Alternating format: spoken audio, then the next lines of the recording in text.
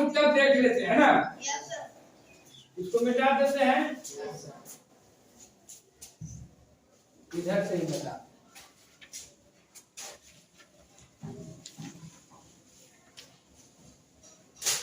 अभ्यास,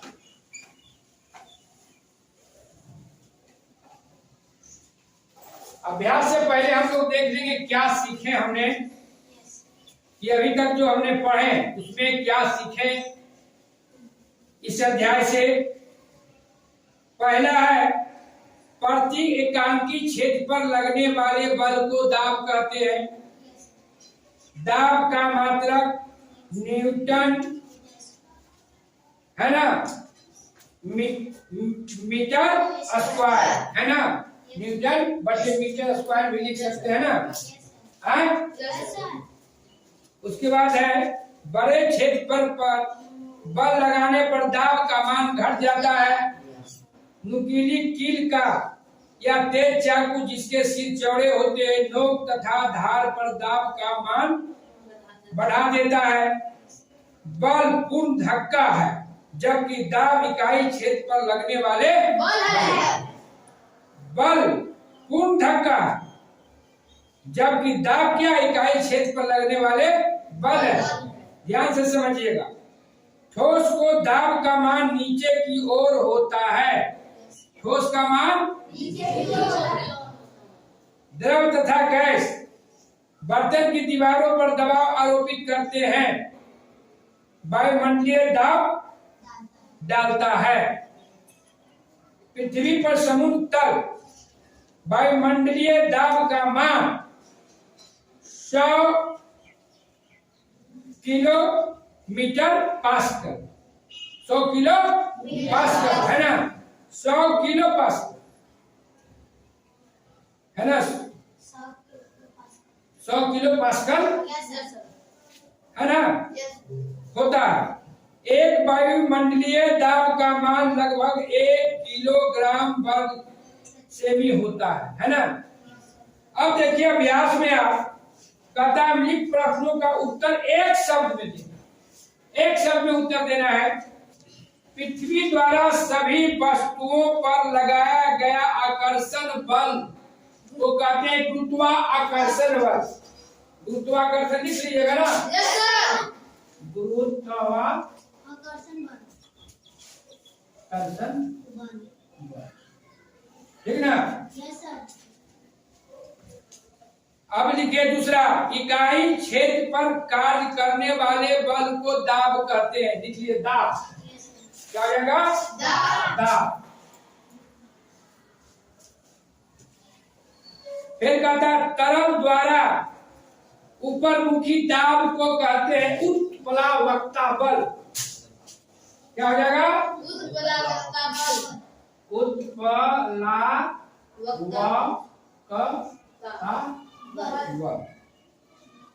लिख लीजिए।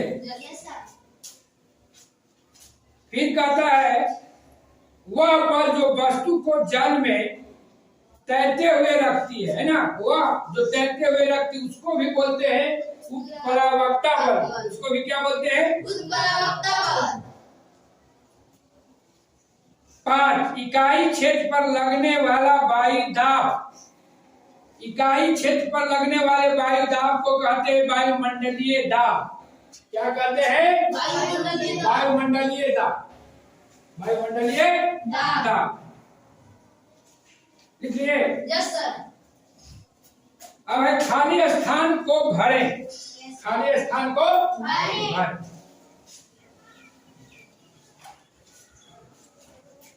ठोस द्वारा केवल खाली जगह दिशा में दाब आरोपित किया जाता है। नीचे की ओर, नीचे है ना? Yes sir. नीचे की ओर वायु दाब, वायु द्वारा आरोपित दाब का मान खाली जगह दिशा में होती है, चारों ओर चाहे सभी दिशा में, है ना? सभी लिख लीजिए या चारों, चारों, ठीक ना।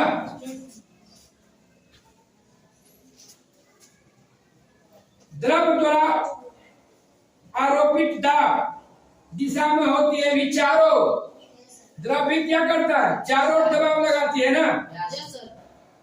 दाब की इकाई है, लिख लीजिए, metre square, newton metre square, newton metre square हो गया, न्यूटन मीटर स्क्वायर। जल की गहराई में दाब का मान है ना, खाली जगह होता है। जैसे जैसे गहराई में जाते हैं तो दाब का मान क्या होता है, बढ़ता है। क्या होता है, बढ़ता है। लिख लीजिए, क्या होता है, बढ़ता। क्या होता है, बढ़ता। जैसे जैसे गहराई में जाएगा उससे बढ़ता। अब है सही और गलत, है ना।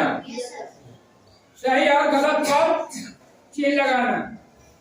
3 नंबर के एक देखिए, ठोस द्वारा उसके भार के कारण होता है। ठोस द्वारा दाब उसके भार के कारण होता है। बात सही है। ठोस जो है ना, इसका भार है, उसी पर ना दाब निर्भर करेगा। तो लिख लिए सही है। सही, पहला एक के सही, 2 का निशान लगा। दूसरा, वायु में भार होता है। वायु में भार होता है, हाँ होता है ना। अगर भार में जाता तो पानी को ढक्कन था, भार होता है। सही का निशान मारिए। दूसरा, तीसरा का एक अब है, द्रव में गहराई के साथ दाब का मान बढ़ता है। सही बात है। जैसे जैसे गहराई में जाइएगा द्रव के मान क्या होगा, बढ़ेगा। वायु में भार होता ही हो गया। क्षेत्रफल का मान घटाने पर दाब का मान घटता है। गलत है ना। गलत बात बोल रहा है। बताए थे कि क्षेत्रफल का मान जब हम घटाएंगे तो बढ़ेगा ना दाब जी, है ना। क्षेत्रफल बढ़ाएंगे तो मान क्या होगा, घट जाएगा। ये गलत बोल रहा है, तो इसमें लगा दीजिए आप गलत का निशान। अब है कुछ उत्तर देना है, कम से कम 50 शब्द में लिखिए। तथा बल एवं दाब में अंतर क्या है। बल एवं दाब दोनों का परिभाषा लिख दीजिए, अंतर हो गया। बल वह बाह्य कारक है जो किसी वस्तु पर लग के उसकी अवस्था में परिवर्तन लाता है या परिवर्तन लाने की चेष्टा करता है। जबकि दाब जो है इकाई क्षेत्रफल पर लगने वाले बल को हम क्या कहते हैं, दाब कहते हैं। दाब का मतलब है क्या, पास्कल है ना। और बल क्या है, बल एक सदिश राशि, क्या है ना। तो हो गया आंसर, लिख लीजिएगा, आपको दिक्कत। 5वां, आप पिन को नुकीली क्यों बनाते हैं। आप पिन को नुकीला क्यों बनाते हैं, है ना। वो सिरिंज वाला दिखाए थे कि नुकीला इसलिए कि जब हम इसलिए बनाते हैं कि क्षेत्रफल जब घटा देते, नुकीला कर देते तो क्या होता है, बल का मान बढ़ जाता है। जिससे हमको क्या होता है, उसको कोई चीज में अगर छेद करना है तो हमको आसानी से उसमें प्रवेश कर जाता है ना। इसीलिए नुकीला बनाते हैं ना। तो लिख लीजिए।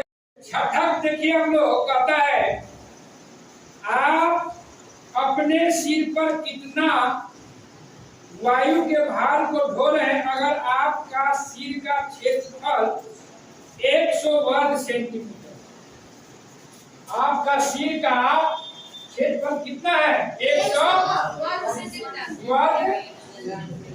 सेंटीमीटर है ना।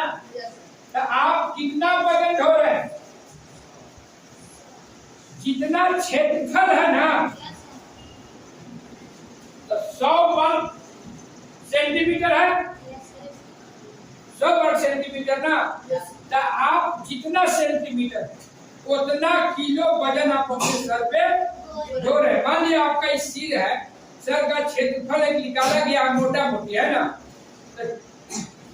100 वर्ग सेंटीमीटर, तो आपका यहाँ जो हो जाएगा वजन आपका 100 किलोग्राम। कितना हो जाएगा? 100 किलोग्राम, यानी 1 कुंटल, 1 से 1.5 कुंटल आपका सर पे क्या है वजन। 15 सेंटीमीटर गुने 15 सेंटीमीटर क्षेत्रफल का वायुदाब ऊंचाई पर क्या है आपको 225 किलोग्राम। 15 गुने 15 कितना हुआ? 225। 225 होगा ना, मतलब एक बार में सेंटीमीटर में हो गया। तो 15 गुने 15 वर्ग सेंटीमीटर पर आपका भार कितना है? 225 किलोग्राम। तब कहता है 100 वर्ग सेंटीमीटर में कितना होगा?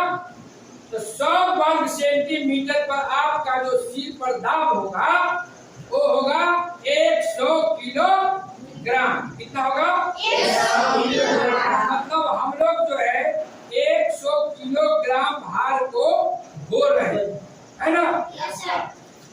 एक निकाला हुआ किसी का जो है तो नापिएगा तो 12 सेंटीमीटर भी होगा सिर का, तो उसका अगर स्क्वायर करिएगा तो कितना हो जाएगा? 144। तो उसको 144 हो जाएगा। अगर 15 है 125, 225 है ना। इस ढंग से आप जो है 100 किलो वर्ग सेंटीमीटर पर आपका भार शरीर पर लग रहा है 100 किलोग्राम। फिर कहता है कि पर्वतारोही को पर्वत के ऊपर चढ़ने में सांस लेने में कठिनाई का सामना क्यों करना पड़ता है? पर्वतारोही जब पर्वत पर जाता है तो सांस लेने में क्यों दिक्कत होता है? वो ऑक्सीजन का सिलेंडर लेके पीठ पर जाता है।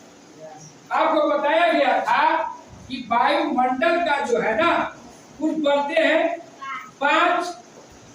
जैसे जैसे आप ऊपर जाइएगा वायु का दाब क्या होता? कम न होगा। आपको वायु दाब जो है कितना तक है? वायुमंडल है आपको 800 से 1000 किलोमीटर ना, 1000 किलोमीटर ऊंचाई तक। जब ऊपर जाइएगा तो हवा की मात्रा, वायु की मात्रा कम होगा, तो आपको ऑटोमेटिक है कि सांस तो किससे लेते हैं? हवा से ही ना, ऑक्सीजन। जैसे जैसे ऊपर जाइएगा तो ऑक्सीजन आपको कम मिलेगा। इसीलिए पर्वतारोही जब जाते हैं पर्वत पे तो ऑक्सीजन का सिलेंडर लेके जाते हैं ना। अगर नहीं रहेगा तो नाक से खून भी बिगड़ने लगेगा। इसलिए जब वायु दाब कमेगा ऊपर जाके तो आपका शरीर का दाब बढ़ जाए और वायु का दाब कम जाए। इसीलिए जब आपको जब हवाई जहाज पर जाता है तो आपको स्याही वाला कलम लेके जाने के लिए परमिशन नहीं मिलता। 8वां देख लीजिए। पता पास्कल ने कैसे दर्शाया कि द्रव सभी दिशा में दाब आरोपित करता है।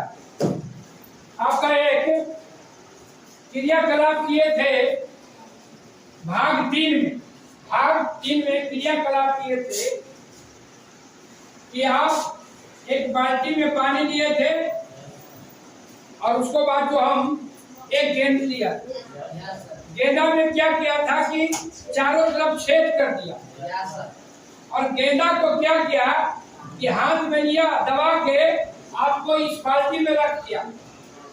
तो क्या हुआ था? पानी इसमें आ गया। गेंदा जो छेद वाला था तो पानी आ गया था ना। ऐसे पानी जब आ गया था, फिर जब गेंदा को पानी से जब भर गया था तो इसको हाथ से दबाया था।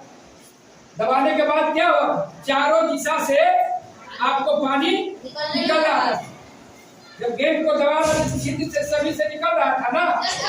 तो इसी लिखिएगा कि पास्कल ने कैसे सिद्ध किया कि द्रव जो है चारों दिशा में जो है दाब आरोपित करता है। उसके लिए प्रयोग किया था एक बाल्टी लिया था, बाल्टी में पानी लिए थे और एक गेंदा लिया था, गेंदा में छेद किया और उसको दबा के क्या किए थे, बाल्टी में डाल दिए। फिर क्या, जब पानी भर गया था तो उन्होंने हाथ से दबाया तो क्या हुआ, पानी सभी दिशाओं से निकलना शुरू हुआ। तो इससे सिद्ध हुआ कि द्रव जो है सभी दिशा में क्या है, बल आरोपित करता है।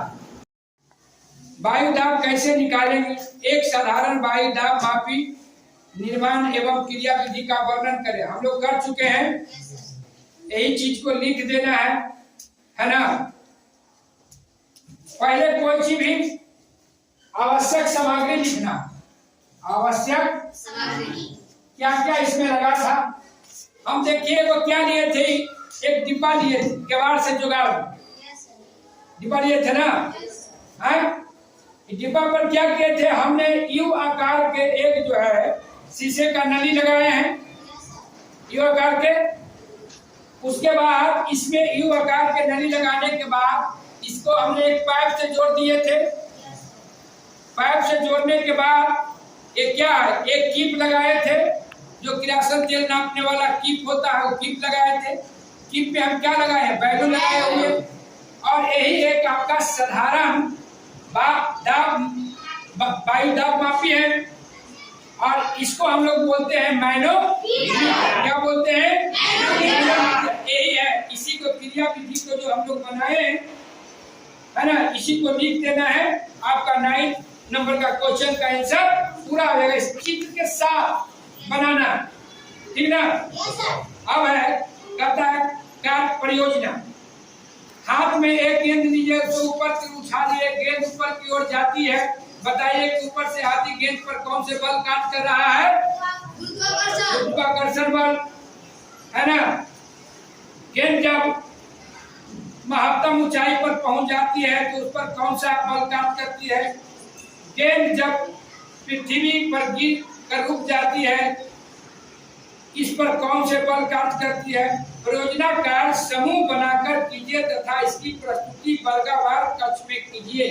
इसको हम नेक्स्ट डे करेंगे, ठीक ना।